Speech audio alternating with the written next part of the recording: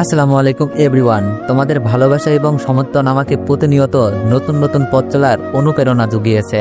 তোমার প্রতি অনুভূতি গল্পটি যে এত গভীরভাবে তোমাদের হৃদয়ে জায়গা করে নেবে তা কখনোই কল্পনা করিনি। তোমাদের প্রতিটি কমেন্ট, প্রতিটি প্রতিক্রিয়া আমাকে দেখিয়েছে এই গল্প শুধু আমার নয়, আমাদের সবার। প্রথম সিজনে প্রতিটি মুহূর্ত তোমাদের অনুভূতিকে যেভাবে ছুঁয়ে গেছে, দ্বিতীয় সিজনেও রয়েছে এমন সব আবেগময় অধ্যায় যা তোমাদের হৃদয়ে গভীরভাবে প্রভাব ফেলবে। এই সিজনে এমন কিছু মুহূর্ত তুলে ধরা হবে যা তোমাদের ইমোশনের জগতে নিয়ে যাবে অন্যরকম এক অভিজ্ঞতার পথে। তোমাদের ভালোবাসার প্রতি সম্মান জানিয়ে একটি চ্যালেঞ্জ রাখছি। যদি তোমরা এই গল্পের প্রতি তোমাদের অনুভূতি আর ভালোবাসা প্রকাশ করতে কমেন্ট বক্সে ১,৫০০ কমেন্ট করতে পারো, তবে তোমার প্রতি অনুভূতি গল্পের দ্বিতীয় সিজন নিয়ে আসবো আরো গভীর, আরো সুন্দরভাবে। তোমাদের ভালোবাসা এবং সাপোর্টই আমার গল্পের শক্তি। তাহলে কি আমরা আবার একসঙ্গে নতুন যাত্রা শুরু করতে পারি? তো চলো বেশি কথা না কইয়া গল্প শুরু করা যাক। কারণ নিচে ওই মেয়েটা বসে আছে। আমি মেয়েটাকে দেখেই ভয় পেয়ে যাই, কারণ মেয়েটা আমাকে দেখেই রাগি লুকে চেয়ে আছে।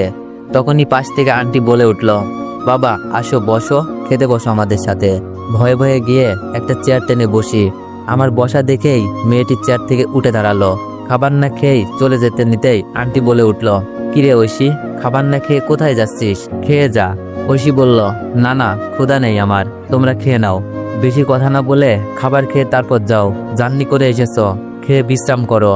আনাফ চৌধুরীর কথাই ঐশী চুপ করে খেতে বসে যায়। আনাফ চৌধুরী যেমন সোজা তেমন রাগী, তাই ঐশী তার মুখের উপর কথা বলতে পারে না। তার মানে মেয়েটির নাম ঐশী, যেমন দেখতে নামটাও তার সাথে যায়। তবে মেয়েটি বেশ রাগী। আনাফ চৌধুরীর কথাই অনেক বাস্তবে ফিরে আসে। তা বাবা কি করবে বললে না তো? আমি বললাম, একটা থাকার জায়গা আর কয়েকটা টিউশনি পড়ালেই হবে। আমি পড়াশোনা করতে চাই, তাই টিউশনি করে নিজের পড়াশোনাটা চালিয়ে যেতে চাই। আঙ্কেল বলল, বাহ, বেশ ভালোই তো। কিসে পড়ো তুমি? আমি বললাম, জি আমি এইবার ভার্সিটিতে উঠেছি, কিন্তু ভাগ্যের কারণে পড়া হয়ে ওঠেনি। আব্বা আম্মু মারা যাওয়ার পর আর আগের মতো পড়তে পারি না। টিউশনি করিয়ে কোনো রকম পড়া চালিয়ে যাচ্ছি। আঙ্কেল বলল, দুঃখ নিও না, আমি তোমার ভার্সিটিতে ভর্তি করিয়ে দিব, সাথে তোমার আমি কাজ দিব, করবে, থাকার ব্যবস্থাও করে দিব। আনাফ চৌধুরীর কথায় অনেক মনে মনে খুশি হয়ে যায়। তবে কাজটা কি জানে না সে। আঙ্কেল কাজটা কি যদি বলতেন তাহলে ভালো হতো। আঙ্কেল বলল, আচ্ছা তুমি গাড়ি চালাতে পারো? আমি বললাম, জি আঙ্কেল চালাতে পারি। আঙ্কেল বলল, তাহলে তুমি ঐশীর ভার্সিটিতে ভর্তি হবে, আমি সব ব্যবস্থা করিয়ে দিব। তোমার কাজ, তুমি ঐশীর বডিগার্ড হয়ে থাকবে। আমি বিজনেসম্যান জানোই তো, আর ঐশী হলো আমার একমাত্র মেয়ে, তাই ঐশীর উপরে অনেকবার অ্যাটাক হয়েছে। তুমি ভালো ফাইট করতে পারো, তাই আজ থেকে তুমি ঐশীর বডিগার্ড হয়ে ঐশীর ভার্সিটিতে পড়বে, সবসময় দেখে রাখবে। তার জন্য তোমাকে আমি মাসে 20,000 টাকা বেতন দিব। তুমি যে রুমটাতে আসো সেখানেই থাকবে, কেমন? আমি 100 বার রাজি আঙ্কেল। আপনাকে কি বলে যে ধন্যবাদ দিব বুঝতেই পারছি না। আপনি আমার সেই সাহারা হয়ে গেলেন। তার জন্যই বলে, যার কেউ নেই তার আল্লাহও আছে, আল্লাহই সব ব্যবস্থা করে দেন। এতক্ষণ আনাফ চৌধুরী আর অনিকের কথাগুলো বাকি সবাই মন দিয়ে শুনছিলেন। যখন বলল ঐশীর বডিগার্ড, তখন ঐশীর মুখ দেখার মতো ছিল। কথা চেপে রাখতে না পেরে ঐশী বলেই ফেলল, আব্বু আমার বডিগার্ড লাগবে না, আমি একাই যেতে পারবো। আঙ্কেল বলল, তোমার উপর অনেক অ্যাটাক হয়েছে, তুমি আমার একমাত্র মেয়ে, তাই আমি চাই না তোমার কিছু হয়ে যাক। আর অনেক বিশ্বস্ত একজন আমি মনে করি। কালকে থেকে অনেক তোমার সাথে ভার্সিটিতে যাবে, আমি সব ব্যবস্থা করে রাখবো। এখন খাবার খাও সবাই। আনাফ চৌধুরীর কথায় সবাই খাবার খেতে লাগলো। উনি খুব মিশক মানুষ, তবে যখন গম্ভীর হয়ে যায় তখন ওনার থেকে আর কোনো গম্ভীর মানুষ নেই বললেই চলে। সবাই খাবার খেয়ে নিজ নিজ রুমে চলে যায়। এইদিকে ঐশী উপরে গিয়ে ব্যাগ থেকে কাপড়গুলো গুছাচ্ছে আর বলছে, অনেকের থেকে কেউ বিশ্বস্ত আর নেই বললেই হলো। একটা চোরকে বাড়িতে এনে জায়গা দিল, 100 টাকার লোভ সামলাতে পারেনি, সে নাকি বিশ্বস্ত। কথাগুলো বলার সময় দ্বিতীয় চেন টান দিয়ে খুলতেই একেবারে কসকসে 100 টাকার নোট নিচে পড়ে যায়। টাকাটার উপর ঐশীর চোখ পড়তেই বিস্তৃত চোখে টাকা দেখে বুঝতে পারে ছেলেটা তাহলে সত্যি কথাই বলছিল। ইস, আমি কখন থেকে চোর বলতেছি, উল্টো নিজের টাকা আমাকে দিয়ে পালিয়ে যায়। ধ্যাত, আমিও না, ছেলেটা আমাকে আর আব্বুকে সাহায্য করেছে, ছেলেটার কাছে কি আমার মাপ চাওয়া উচিত? থাক, কালকেই তো আমরা ভার্সিটিতে যাব। কথাগুলো ভাবতে ভাবতেই ঐশী ঘুমের দেশে পাড়ি জমায়। এইদিকে অনেক মনে মনে ভাবতেছে, চাচ্চু আমাকে ভুল বুঝলো, উনি কি জানতো না তার রক্ত আমার শরীরে? আমি কখনো এমন করব না, আর কখনো যাব না ওখানে। যেখানে বিশ্বাস নেই সেখানে যে কি করব? এখানে থেকেই পড়াশোনাটা চালিয়ে যেতে পারলেই হবে। কথাগুলো ভাবতে ভাবতে অনেক ঘুমিয়ে পড়ে।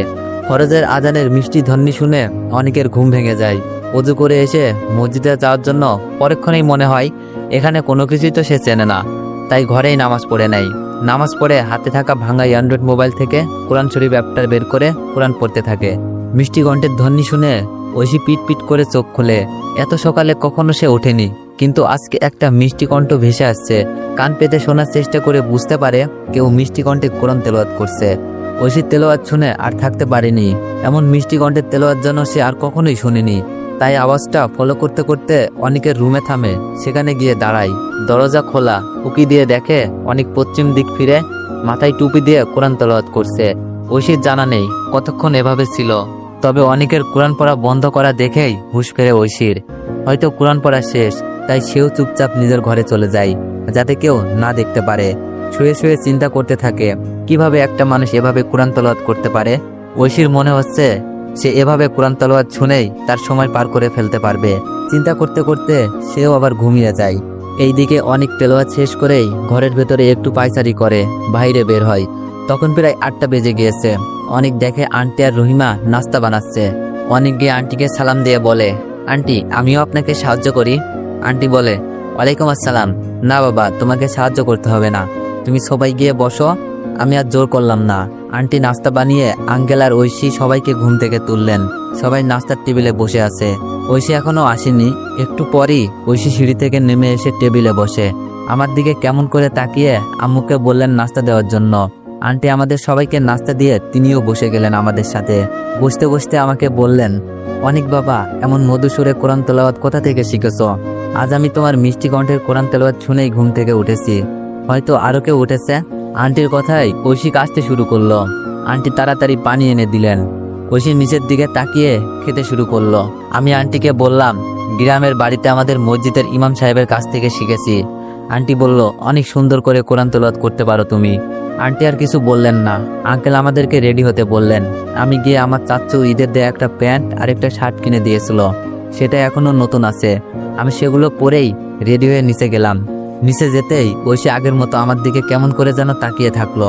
আঙ্কেল আমার হাতে গাড়ির চাবি দিয়ে বলতে শুরু করলো, আজ থেকে তোমার কাজ শুরু। আমি প্রিন্সিপালের সাথে কথা বলে রেখেছি, তুমি তোমার যাবতীয় যা যা লাগবে সবকিছু নিয়ে নিও। আমার কথা বললেই অ্যাডমিশন দিয়ে দিবে। আঙ্কেলের কাছ থেকে বিদায় নিয়ে এসে গাড়ির সামনে যেতেই ঐশী বলতে শুরু করলো। ঐশী বলল, শোন, ট্রেনের ঘটনার জন্য সরি, টাকা তুই নিসনি। বাসায় এসে ব্যাগ খুলেই টাকা সেখানেই পাই, এই নে তোর টাকাটা। আমি বললাম, ভুল বুঝতে পারছেন, এটাই অনেক, টাকা লাগবে না। ঐশী বলল, তুই কি আমাকে ফকির ভাবিস নাকি? নে তোর টাকা। আমি ঐশীর ধমকে টাকা নিয়ে নিই। গাড়ির কাছে গিয়ে ড্রাইভিং সিটে বসতেই উপর বাস থেকে ঐশী সামনে এসে বসে। আমি বললাম, এ কি ম্যাম, আপনি পিছনে বসুন। ঐশী বলল, কেন পিছনে বসতে হবে কেন? আমি বললাম, না মানে মালিকরা তো পিছনেই বসে। ঐশী বলল, তোর এত কিছু ভাবতে হবে না, আমার গাড়ি, আমি যেখানে ইচ্ছে বসবো, আর আমি সামনে না বসলে তোকে রাস্তা চিনাবে কে? ঐশীর কথাই যুক্তি আছে, তাই আমি চুপ করে গাড়ি চালাতে থাকি। ঐশী আমাকে রাস্তা দেখিয়ে দিচ্ছে। আমি মনে মনে ভাবছি, যেমন রাগী মনে করেছিলাম তার থেকে কমই আছে। আজ ঐশী নীল কালারের সিলোয়ার কামিজ পরেছে। আমি চোখ সরাতেই পারছি না, একেবারে যেন আসমান থেকে হুর এসে আমার সাথে বসেছে। কিছুক্ষণের মধ্যে ভার্সিটিতে চলে যাই। আমি পার্কিং এরিয়াতে গাড়ি পার্ক করে চলে যাই। এইদিকে ঐশী তার বান্ধবীদের কাছে যাই। কি রে ঐশী, এই হ্যান্ডসাম ছেলেটাকে কোথা থেকে আনলি? একেবারে চকলেট বয়, প্রথম দেখাতেই ক্রাশ খেয়ে ফেলছি রে। তিশার কথাই ঐশী তার দিকে রাগি লুকে তাকিয়ে বলে, আব্বু আমার জন্য বডিগার্ড ডেকেছে তাকে, আর আমাদের ভার্সিটিতেই পড়বে। আর ক্রাশ খেয়েছিস, এই পর্যন্তই থাক, তোদের সবাই দুলাভাই, বুঝতে পারছিস? তিশা বলল, তলে তলে টেম্পু চালাও আর আমরা বললেই হরতাল, তাই না? তিশার কথা শুনে সবাই হাসতে শুরু করে দেয়। তখনই আমি ঐশীকে খুঁজতে খুঁজতে তার সামনে আসি আর বলি, ম্যাম আপনাকেই খুঁজতেছি, আমি তো প্রিন্সিপাল স্যারের রুম চিনি না, আমাকে একটু দেখিয়ে দিবেন? ঐশী বলল, এই তিশা তোরা বস, আমি অনেককে স্যারের রুম দেখিয়ে আসি। স্যারের রুম দেখিয়ে ঐশী আমাকে বলল, শুন, কোনো মেয়ের দিকে তাকাবি না, আমি যা বলবো তাই কিন্তু শুনতে হবে, মনে রাখিস। যদি দেখি কোনো মেয়ের দিকে তাকিয়েছিস তাহলে তোর খবর আছে। আর ক্লাস শেষ করে ওই বটগাছটার সামনে এসে দাঁড়িয়ে থাকবি, বুঝতে পারছিস? আমি বললাম, জি ম্যাম। ঐশী কথাগুলো বলেই চলে যায়। আমি যেন হাফ ছেড়ে বাঁচি। প্রিন্সিপাল স্যারের রুমে অনুমতি নিয়ে প্রবেশ করি। আনাপ চৌধুরীর কথা বলতেই প্রিন্সিপাল স্যার আমাকে ভর্তি কমপ্লিট করিয়ে ক্লাসে নিয়ে যায়। এভরিওয়ান স্টুডেন্ট, এ হচ্ছে তোমাদের নতুন ফ্রেন্ড, সবাই পরিচিত হয়ে নিও কেমন। কথাগুলো বলেই প্রিন্সিপাল স্যার রুম থেকে চলে যায়। আমি গিয়ে পিছনের সিট খালি ওখানে গিয়ে বসি। তখনই ক্লাসে স্যার আসে, আমাকে উদ্দেশ্য করে বলে, এই ছেলে নতুন নাকি, দাঁড়াও। স্যারের কথাই বুঝতে পারি আমাকেই বলতেছে কথাটা, তাই দাঁড়িয়ে পড়ি। আমি বললাম, জি স্যার আমি নতুন। স্যার বলল, তা আগে কোথায় পড়েছ? আমি বললাম, ময়মনসিংহে। স্যার বলল, তাহলে এখানে কেন? আমি বললাম, স্যার সমস্যার কারণে এখানে ট্রান্সফার নিয়ে এসেছি। স্যারকে মিথ্যা বললাম, আপনারা তো জানেনই কেন এসেছি। স্যার বলল, তোমার পরিচয় দাও আমাদেরকে। আমি বললাম, জি আমি অনিক মাহমুদ। আব্বু আম্মু একটা অ্যাক্সিডেন্টে আমাকে ছেড়ে চলে যায়, এখন আমার আপন বলতে কেউ নেই। স্যার বলল, সরি ম্যান, আর সবাই অনিকের সাথে পরিচয় হয়ে নিবে কেমন। স্যার আমাদের ক্লাস করিয়ে চলে যায়। স্যার যেতেই অনেকেই পরিচিত হতে আসে, তাদের মাঝে একজন খুবই মিশক। হাই আমি সাইফুল। হ্যালো আমি Anik Mahmud. Friends? Okay friends. Saiful বলল, তাহলে আপনি বলা যাবে না, তুই করে বলতে হবে কেমন। আমি একটু ভেবে রাজি হয়ে যাই। ওকে। সাইফুল বলল, তাহলে চল আমার বাকি ফ্রেন্ডের সাথে তোকে পরিচয় করিয়ে দিই। আমি বললাম, ওকে চল। সাইফুল আমাকে তার বাকি ফ্রেন্ডের সাথে পরিচয় করিয়ে দেয়। তারা প্রত্যেকেই মিশুকি মনের। তাদের সাথে পরিচয় হয়ে সত্যিই খুব ভালো লেগেছে। তাদের সাথে আড্ডা দিয়ে বিদায় নিয়ে চলে আসি, কারণ ঐশীর সাথে বাড়ি যেতে হবে। বট গাছের কাছে গিয়ে দেখি ঐশী আগেই সেখানে দাঁড়িয়ে আছে। ঐশী বলল, কিরে এত দেরি করলি কেন? আমি কখন থেকে দাঁড়িয়ে আছি, চল। আমি বললাম, সরি ক্লাসে দেরি হয়ে গেছে। ঐশী বলল, আচ্ছা চল, এখন বাসায় যাব না। আমি বললাম, তাহলে কোথায় যাবেন? ঐশী বলল, শপিং করতে যাব, চল শপিং মলের দিকে। আমি আর কি করব, মালিক যেখানে বলবে আমার সেখানেই নিয়ে যেতে হবে। ঐশী ম্যামকে নিয়ে শপিং মলে যাই। অনেক মার্কেট করছে, ছেলেদেরও করেছে, হয়তো ওনার বয়ফ্রেন্ডের জন্য। আমার কি, আমি ওনার বডিগার্ড মাত্র, ওনাকে সুরক্ষা দেওয়াই আমার কাজ। শপিং শেষ করে ওনাকে নিয়ে বাড়ি যাই। নিজের রুমে যাওয়ার সময় উনি আমাকে ডাক দিলেন, তাই বাধ্য ছেলের মতো ওনার কাছে যাই। ঐশী বলল, নে এগুলো তোর জন্য এনেছি। আমি বললাম, আমার জন্য ম্যাম? ঐশী বলল, তোর জন্য, পরে জানাবি কেমন হয়েছে। আমি খুশিতে আত্মহারা হয়ে যাই, এই প্রথম কেউ আমাকে গিফট দিচ্ছে। ম্যামের হাত থেকে জিনিসগুলো নিয়ে উপরে চলে যাই। রুমে গিয়ে প্যাকেটটা খুলেই দেখি শার্ট প্যান্ট, দেখতে সেই সুন্দর। ম্যামের পছন্দ ভালো বলতেই হবে। এভাবে একদিন চলে যায়।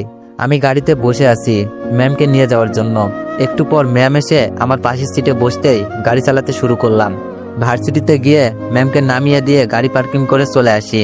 গাড়ি পার্ক করে ক্লাসরুমে চলে যাই। ক্লাস শেষ করে বাইরে যেতেই সাইফুল প্রশ্ন করলো, অনিক তোকে দেখি এই শহরের সব থেকে ধনী বিজনেসম্যানের মেয়েকে গাড়ি করে নিয়ে আসিস, কাহিনী কি? আমি বললাম, ও তুই ঐশী ম্যামের কথা বলছিস, আচ্ছা শোন। তারপর সাইফুলকে সব বললাম। সাইফুল বলল, তার মানে তুই ঐশীর বডিগার্ড? আমি বললাম, সাইফুল বলল, তাহলে তো তোর কপাল খুললো, এই ভার্সিটির সবার ক্লাসের তুই বডিগার্ড। ঐশীর সাথে কথা বলার জন্য কত ছেলে পাগল, আর তুই কিনা তার বাড়িতেই, তার সাথেই ভার্সিটিতে। তোরই তো কপাল রে বন্ধু। আমি আর সাইফুল কথা বলে ক্লাস থেকে বের হয়ে দেখি একটা ছেলে ঐশীর হাত ধরে টানাটানি করছে। ঐশী যতবার ছাড়ানোর চেষ্টা করছে ততবারই হাত চেপে ধরছে। বিষয়টা দেখে মাথায় রক্ত উঠে যায়।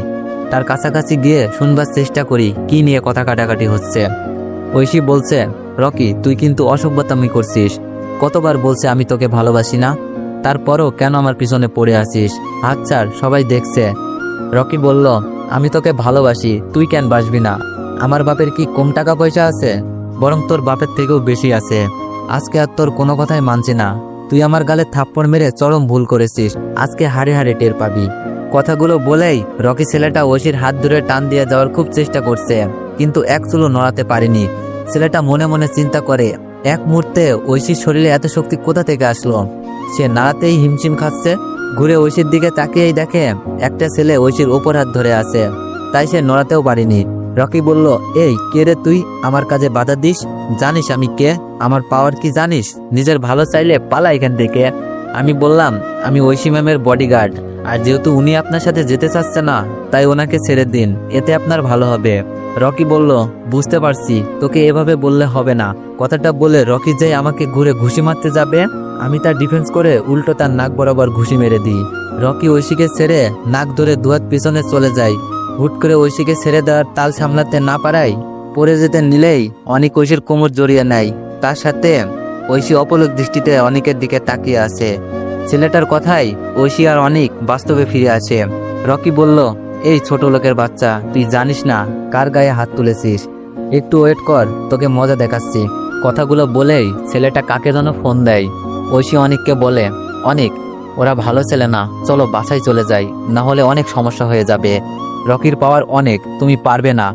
এখন অনেক ছেলে পেলে তোমাকে মারার জন্য আসবে, তাই চলো বাসায়। আমি বললাম, না ম্যাম, পালিয়ে যাওয়ার পাত্র আমি নয়। আর দেখি কাকে নিয়ে আসে। আপনার সুরক্ষা দেওয়াই আমার দায়িত্ব। আর যদি এভাবে চলে যাই, পরের দিন আপনাকে আরো নানাভাবে হেনস্থ করবে। তাই আজকের কাহিনীর ইতি এখানেই টেনে যাব।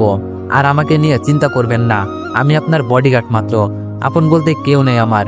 তাই মরার